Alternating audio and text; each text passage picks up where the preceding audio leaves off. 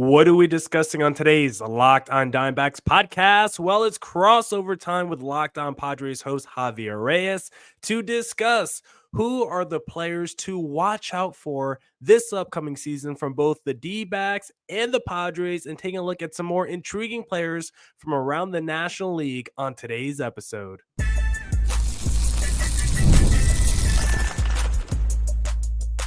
You are Locked On Diamondbacks, your daily Arizona Diamondbacks podcast, part of the Locked On Podcast Network, your team every day. Welcome into the Locked On Diamondbacks podcast, part of the Locked On Podcast Network, your team every day. You're listening to who? The always charismatic host of this podcast, Millard Thomas, multimedia journalist and graphic designer. So please go check out my website, MillardThomas24.myportfolio.com. On there, you can see all my latest work, from my packages to my articles to my photos and my graphic design. And on today's show to discuss the most intriguing, the players who have the biggest breakout potential from both the D-backs and Padres this upcoming season. Of course, we have to talk to Locked On Padres host Javier Reyes. So let's bring him on the show. Boop, boop, boop. What is up, man? As always, a pleasure, a delight, an honor to be here doing a crossover with you, Locked On D-backs fans. Love to hear from you guys as well. Man, what a time. What a time, dude. We're in that, like, not dog days of off season, but dog days of pre-season where you're just like, man, like we're right there, man. It's like when you're in like spring, I mean, it's, preseason football, preseason basketball, all that, where you're like, let's get it rolling, man. Let's get it going. But excited to talk with you because there's still plenty to discuss for sure. Despite the fact that I feel like free agency's done, right? I know Jose Quintana signed with the Brewers the other day, but for the most part, like, we're kind of locked and loaded.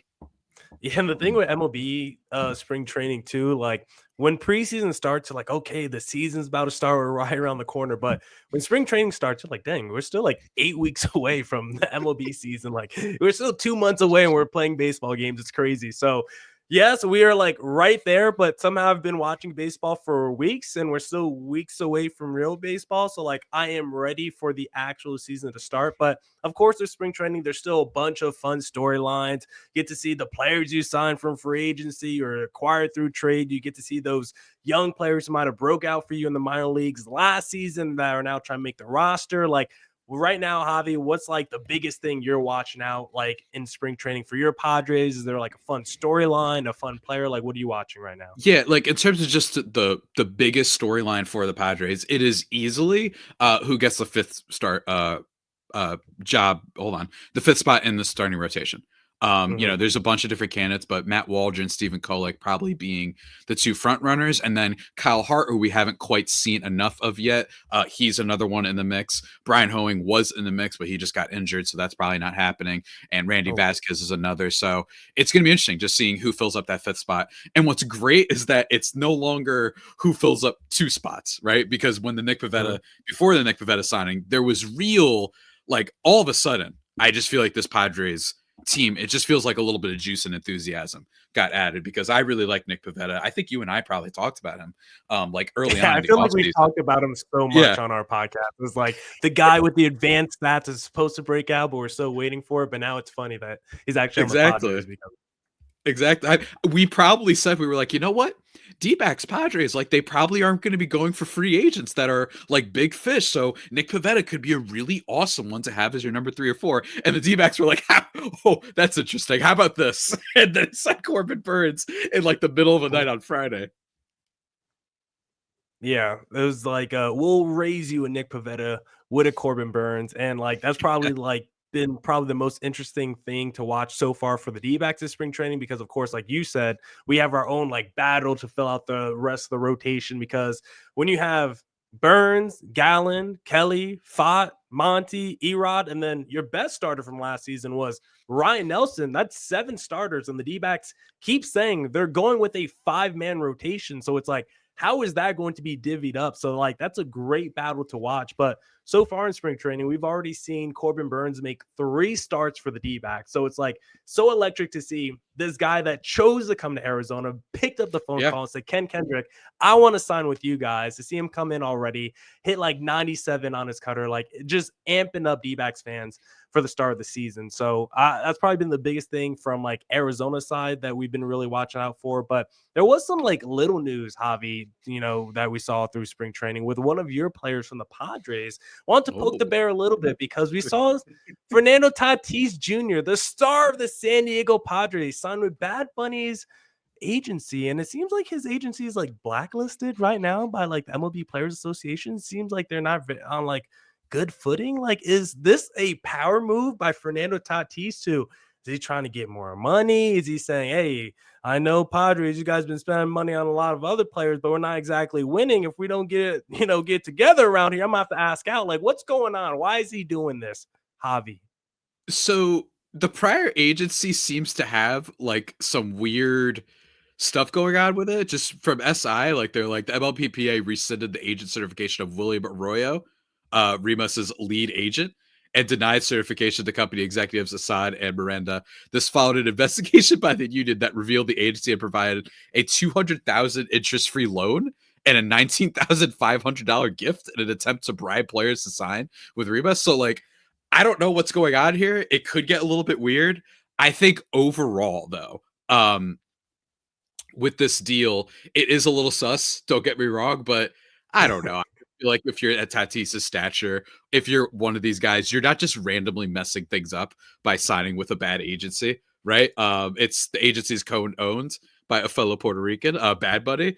So that's kind of, this could be an effort to like bring the juice back to Tatis, right? Because while he is still up there, he basically had a year and a half of playing where he wasn't the most famous player in the sport for a little bit, in my opinion. And it picked up again once he had the playoff surge, right? Deservedly so. He had like an absolutely horrid stretch in the playoffs against the Dodgers and the Braves. Everybody saw it. And he was, getting that allure back. But he hasn't had that like same draw, face of the game, just I still remember those MLB The Show commercials, like, sorry if I made things a little too exciting, all that sort of stuff. Like, he was the guy. And I'm wondering if like maybe with Bad Bunny and company, like, is this just a little bit of a sign that they're trying to change their marketing strategy a little bit? Probably. But it doesn't mean anything, I imagine, for like his future with the Padres. He's already under contract. There's nothing, unless this MLB randomly turns into the NBA, where all of a sudden players have and they're just like, I demand to be traded, and specifically only to a contender, then I doubt it makes a big deal. But hey, maybe it means we're going to see some fun Tatis content in the future. Something, get his name a little bit more out there. And honestly, if you had to pick a player who is like under contract that you would feel like could do the NBA route, demand out of his current situation, Tatis would probably be on the short list of guys with his fiery personality who would be like, let me go to a big market who's already a contender. Like, I would see Tatis. I'm not saying he's going to do that, but he would be the type of player where I could see do that. But like you said, he's locked up for until like 2035. If this was like a contract year where he like signed with Scott Boras or something, I'd be like, okay, Tatis is loaded up for a $400 million contract this offseason, but he's already locked up. I don't think he's going to go anywhere. His buddy Machado's locked up. Bogarts is locked up. Like, we know what the core of the Padres is, and this has been a team that's been committed to winning. So unless it gets really tumultuous over the next couple seasons where the Padres find themselves in the gutter, like they just had themselves a very good year where, Tatis comes back, maybe he's a little bit better next season. Maybe a guy like Machado, who also is kind of down. And of course, if Bogarts, like if some of your core players in the lineup have better seasons in 2025,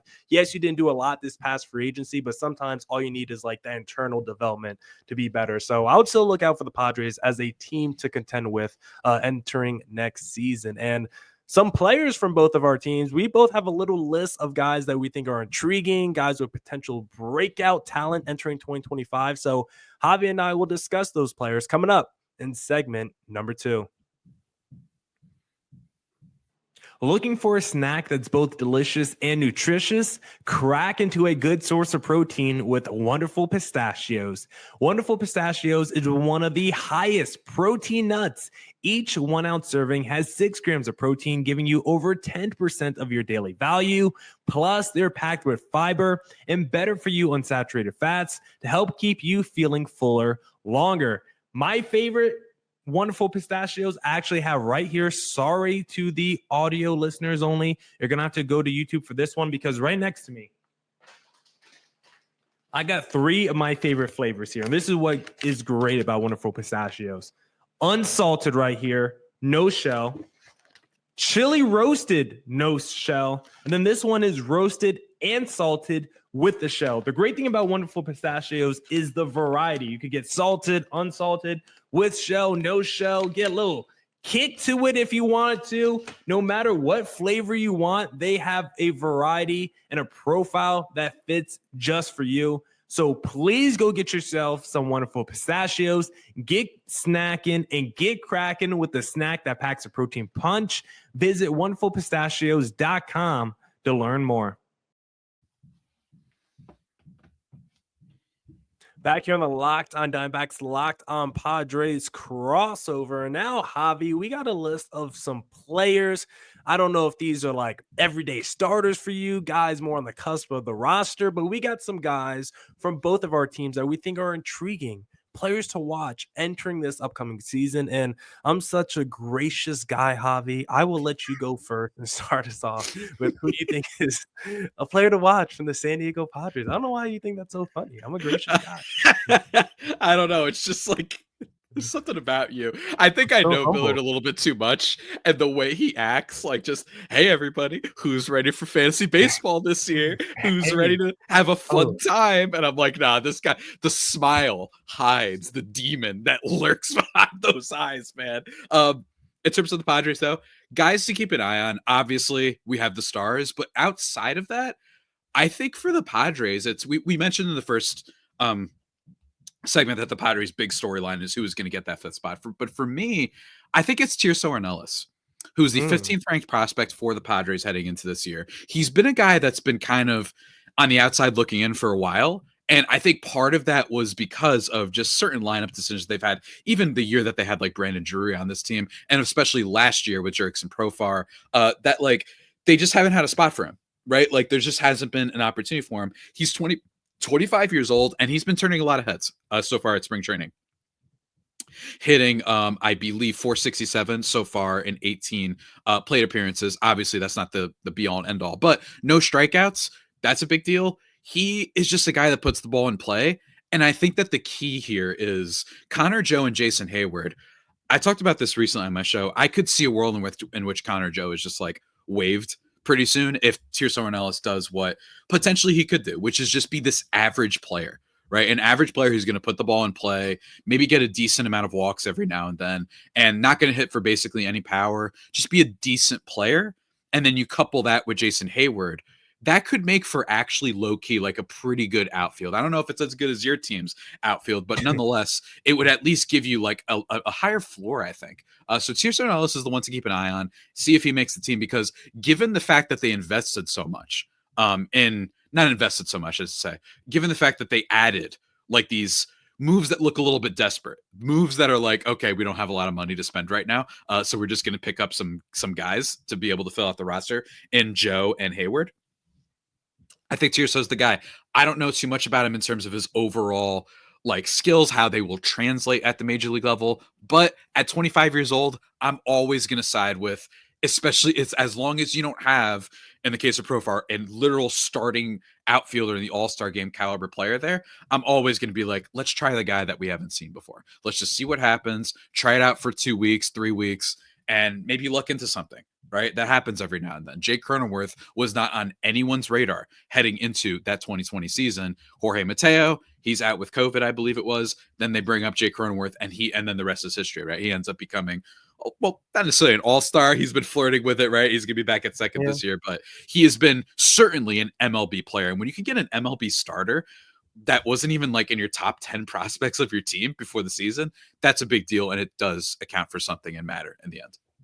No, yeah, he's as good as you're saying. He could come in and be like an immediate impact guy, like on the level of like how Jake McCarthy was as a rookie for the D-backs, where he wasn't like a highly touted prospect, but then you look up at the end of the season, you're like, man, this guy was like a dude for us all season. And if he ends up being that for the Padres, like, yeah, your outfield is probably as good, if not better than the D-backs at that point. Because I look at Tatis versus Corbin Carroll, you could say that's a wash. And then Jackson Merrill, I mean, he was getting love as like an MVP guy down the stretch of the season last year. So if he takes like a year or two leap, like He's probably better than Lourdes Gurriel on my team, probably better than Jake or Randall Grichuk. So, like, you have a real argument in your outfield if this prospect that you're talking about can come in and be as good immediately as we think he potentially can be. So, very intriguing guy for the Padres if he could come in and be immediately good. I'll go out and I'll give another deeper cut, I guess, for the D-backs. It's on the same level. If you're a D-backs guy, you know who he is. But for the Padres, you might not remember him because he missed all of last season with injury. But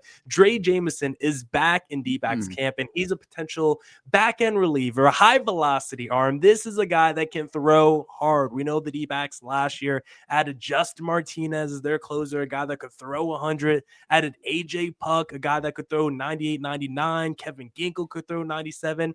Now you add Dre Jameson potentially if he wins a job in this bullpen. He was a guy who was pretty good his first couple of seasons, not a large sample size, that missed all of last season due to injury. But so far in spring training, he's back. He's fully healthy. He's been hitting 100 miles per hour on that fastball sinker he has. He can throw super, super hard. And if you have him in the mix with all those other high velocity relievers the D-backs currently have, like, this is a new look bullpen for the D-backs. When I took over this podcast a few years ago, we had nobody could throw hard. We had Joaquin Soria, we had Tyler Clippard, we had Hector Rondon. Like, we were topping out at like 90 miles per hour. Now we enter the next season with like 4 or 5 dudes that could throw between like 97 and like 103 miles per hour. It's going to be a flame throwing pin if Dre Jameson wins one of these jobs. So I'm putting him on the radar for the San Diego Padres. Javi, give me another guy. Oh man, with the Padres, I'd say for the Padres, man, I think that it is. Yeah. Oh no, I was gonna say, like, it's probably. I guess you've got to just give some hype to my boy. I always got to talk about Yuki Matsui whenever I have the opportunity. Yeah. I talked about in bold predictions for my episode. I think Yuki Matsui is going to end up being, or at least it's my bold prediction. I don't know if this is a certain, whatever that means, right? Yuki Matsui will end up being the best reliever on this Padres team was one of my bold predictions. He's looked really sharp in spring training. He's throwing a lot of strikes. Control has been his issue, and specifically throwing high in the zone because players have teed off when he misses that fastball location. As long as he does that, I can see him having like that sub-3 ERA season, because I think that while he is a little bit prone to giving up home runs at the wrong time, he was so bad in high leverage situations that if you're so drastically great, right, in one direction or the other, absent you being a beast, like an established player for years, your Josh Haders, your Mariano Rivera's, your heck, even Addison Reed for a period. Shout out former D-back, right? Like, had a really great stretch. But in general, my thing is, if you're one direction or the other, I expect a little bit of regression. I think he'll be better in those spots when they use it properly. And his stuff, all of his off-speed stuff, was not like they just couldn't touch it last year. So I'm really keeping an eye on Yuki Matsui, despite the fact that some people aren't as bullish on this bullpen as others. I am bullish on this bullpen. I think that it can be good, while not the same, I think, upside as the D-backs because of the pure stuff, the velocity, like you were just talking about. I think that Yuki Matsui can be quite good. And I wouldn't be surprised if at some point, if the Padres were to maybe trade Robert Suarez. I don't think that'll happen before opening day, but if it were to happen, I wouldn't be shocked. Jeremiah Stroud is great, but some of the advanced projections actually think that he might take a step back too. So I'm keeping an eye on him.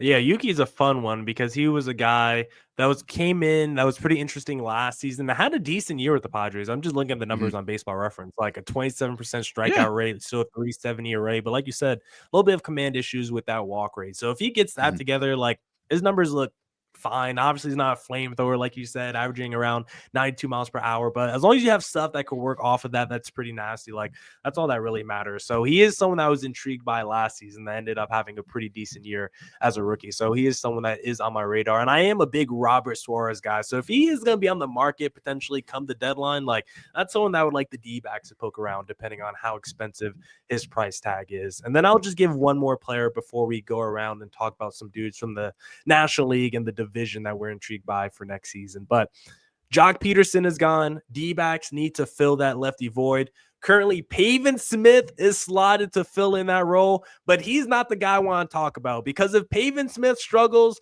the backup to Pavin Smith, Adrian Del Castillo, who is battling for actually the backup catcher role, he is a monster offensive player. His issue is he's not a good defensive player. So he is the perfect kind of DH, lefty bat. If Pavin Smith struggles, he could go in, be that lefty DH for the D-backs. Small sample size last season, but when he did play for Arizona, at least offensively, he crushed in the small sample size he had. 313 average, 893 OPS in 80 at bats. He had 4 home runs and he crushed on the minor league level as well. And so if he ends up being like the go-to just lefty DH for the D-backs, I think at least offensively, he could be a real impact. With Jock Peterson's gone, there's at least opportunity for someone to step up in that role entering 2025. Now we'll discuss some intriguing players that we have from around the National League and the NL West in segment number 3.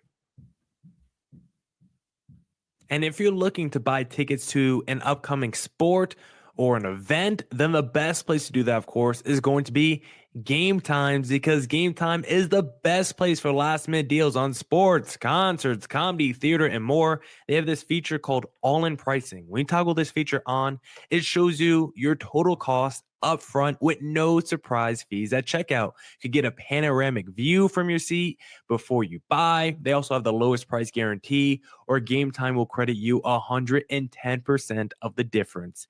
Take the guesswork out of buying tickets with Game Time. Download the Game Time app, create an account, and use code LOCKEDONMLB for $20 off your first purchase. Terms apply. Again, create an account and redeem code LOCKEDONMLB for $20 off.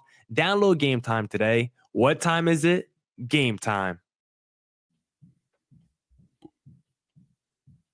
All right, back here on the Locked On Diamondbacks, so Locked On Padres crossover. Now we'll go around the NL West and discuss some players that we are intrigued by entering this season. I will start with one from the NL West, from the San Francisco Giants, because he's a former D-back who was missing a lot of time due to injury, who debuted at the end of last season for the Giants. And if you go look at his game log, really had one blow-up start against the Braves where he gave up like 5 earned runs in like 2/3 of an inning. But every other start, he was actually very good. The strikeout numbers were insane, as they always are. I'm talking about former Cy Young Award winner Robbie Ray of the SF Giants. If he ends up pitching a full season and what we saw at the end of last season, if that ends up being true, if he's really back to the guy that we saw back in Toronto, not with Arizona, unless it's like 2017 Robbie Ray, but not the way he ended his career with the D-backs, the way he started it with Toronto and the way he pitched in Seattle even at times. If that guy's back for the Giants with a Logan Webb, with the little Kyle Harrison, Jordan Hicks, I think the Giants could really be frisky. This is actually the first year I'm like kind of optimistic about the Giants entering a season. The last 2 years, I kind of wrote off their off seasons, but I kind of like their team on paper. I don't think they're a World Series contender, but a team that could fight for a wild card spot. I'm kind of in on the Giants this year. The Giants could be interesting, right? And Robbie Ray is absolutely one of those guys that, like, as long as you're not viewing him in the respect of, oh, Cy Young guy, then I think that he could provide value. I think that this stuff matters. I even was tempted to talk about the D-backs with Jordan Montgomery, where I'm like, now it seems like the reports with him are like really weird and bad, but I still think it matters that, like, guys, this was a dude who didn't have an ERA above like 3.3 for like, or whatever it was, like 3.5 for like 4 seasons. I don't just think he's a 9 ERA guy now. Like, I think that there's value there. I don't know what the value is. I don't even know if it's a bullpen piece, right? But I still think that he could be just better than what he was, right? He's a buy low guy, but Robbie Ray, super big one, and used to be one of my favorite pitchers in the league when he was bad. I've talked about this on the show because I thought he was hilarious. It was strikeout, awesome strikeout, walk, or home run. Like, it was just one of the most entertaining guys. It was incredible and low-key crazy that the D-backs traded him and he immediately became a Cy Young guy out of nowhere, seemingly. So hurtful. It's just insane. With the Giants, I do want to give a shout out to Jung Ho Lee. This is an obvious one for people who follow baseball tightly like we do, but basically didn't play. So if you want to be a little bit of a schemer, Michael Bauman made this point on Friday on my show, but like they basically added Willie Adames and Jung Ho Lee this offseason, right? Because Jung Ho Lee did not really play a lot last season. Another year acclimated to the big leagues, that could be a big player for them for sure. In terms of around the division, though, I want to give a little bit of a shout out, of course, as always, without fail, to my guy Michael Conforto. I have to do it. Do it. Yep. You do. Everyone's been mocking me for years They've been saying, Javi, you're a moron. He was terrible with the Giants. He had a bad, injury and whatnot. And you know what's going to happen? The Dodgers know what they're doing, man. And the fact that they got this guy on a 1-year deal, them signing him makes me confident. They see, right? I'm not the only one who had their third eye opened. It was also the Dodgers. Andrew I think Friedman. Conforto's hitting like 26 home runs this year. I think he's going to have a 340 on base. I think he's going to be a really solid player and well worth that value and will get paid this offseason. I think the Dodgers know exactly what they're doing. Rockies is hilarious. I just love that team and for a bunch of reasons. I don't think that there's actually we love Paul. Paul's the best. I don't think that there's any low key player on that team. They don't have too much because you've got Brenton Doyle and you've got Ezekiel Tovar. I think just watching Ezekiel Tovar could be fun because that dude had a just obscene 28.8 strikeout percent last year with just a 3.3% walk rate. But he did hit 26 home runs and he did play really good defense. So just a fun player to watch. Ryan McMahon as well. But in terms of around the division, Miller, can we talk about some around the National League? Is that what we're doing next? We can talk about some around the National League, but I did want to just hit real quick before we go around the NL, just talking about our division real quick, because with the Dodgers, one guy I am watching out for because apparently I looked up his name. Some people were saying he has the inside track on the number 5 job, because if he does, that means one of the 6 guys that could win a Cy Young is going to be out. Dustin May, who missed all of last season, looks like he's going to win that number 5 job. And if he does, that means either Ohtani, a Roki, a Yamamoto, or Glasnow, or Snell, unless you're going with a 6-man rotation, which it sounds like they are. Then it means Tony Gonsolin is on the bench and not starting. That's how deep the Dodgers are. And if Dustin May is pitching that well this spring training, where it feels like he's going to win a rotation spot over one of those other guys, that lets you know where Dustin May is at this point of his career. And then with the Rockies, the one guy, because he was so good as a rookie and then disappointed in a big way last year, Nolan Jones. The Rockies need core pieces to build around. They need talent that they could feel good about for their future. Nolan Jones put together a rookie season where I crossed over with Paul. He's like, look at the stats. Corbin Carroll versus Nolan Jones. It's a real race for Rookie of the Year. Had a bad season last year, but if he bounces back with a little Brent Doyle and a little Tovar, okay, now you at least have something to be excited about going forward if you're a Rockies fan. So just wanted to say that. But who around the NL are you intrigued by, Javi? Great call on Nolan Jones, by the way, because he had a huge fallback last year, and I'm just Rockies are so easy to root for. It's just them getting good players. Around the NL though, also great call by Dustin May, one of those guys that I feel like everyone is kind of forgotten about. Genuinely, this guy has been very good almost all the time he's been healthy, almost, right? And I think at some point it's going to come through, and he's still young enough for it to happen, even if his whole look is a little bit odd, dare I say. It's kind of one of those guys where every year, he's going to break out this season. He's going to break out this season, kind of like the Pavetta. And we're just awaiting. A lot of it has been due to injury, but we're just awaiting. This year could be the year. I want to give a shout out to Jordan Walker of the Cardinals. Okay. And then I want to give a shout out to Lars Nootbaar. First of all, Jordan Walker, first of all, Lars Nootbaar, everybody knows that he's a solid, really good player. I only want to give a shout out because I think that Cardinals team is going to be bad. And I'm just curious if maybe his name starts popping up in trade rumors. And they're like, yeah, we know we have control over it, but maybe some prospects, maybe some guys want to trade some big players for this guy. Just a name to keep an eye on. But Jordan Walker, one of the more horribly, the Cardinals are not good right now, everybody. I don't mean just on the field. I mean, as an organization. This guy had a 116 WRC plus as a 21-year-old in 2023. He was horrific defensively. That was a problem. And then they gave him in 2024, gave him 50 games. And he struggled, and then they sent him down. Actually, they sent him down before the 50 games. They brought him back up later. And I was like, what are you doing? Way to kill this kid's confidence. I'm rooting for him. I think there's a reason he's been up there in prospect rankings at points. I just think he's a solid player. I think he's really young, and him debuting that early meant a lot. I think the Cardinals are stupid. Do not let them demoting Jordan Walker make you think, oh, wow, this is a Marco Luciano type prospect. No, this is because the friggin' Cardinals don't know what they're doing, right? Just ignore the franchise name. Guys, they haven't known low-key what they've been doing for a long time now. The Cubs, Pete Crow Armstrong, You know what I mean? That's an obvious one. Obviously, he's like the big breakout candidate. He was still really good last year, swiped a ton of bags. I'm just curious to see how that all kind of fixes together. I think Jamison Tyone and Matthew Boyd, like, not exactly the most thrilling arms in that rotation, but nonetheless, I think that they can have at least okay starting pitching depth. They're just kind of the fun, interesting team to watch. And then lastly, I want to give a shout out to my guy, Matt McClain of the Cincinnati Reds. Low key could be the best second baseman in the National League by the end of this year. He was outrageously good in the 89 games he played in 23. 127 WRC plus, 16 home runs in 89 games. This guy's good.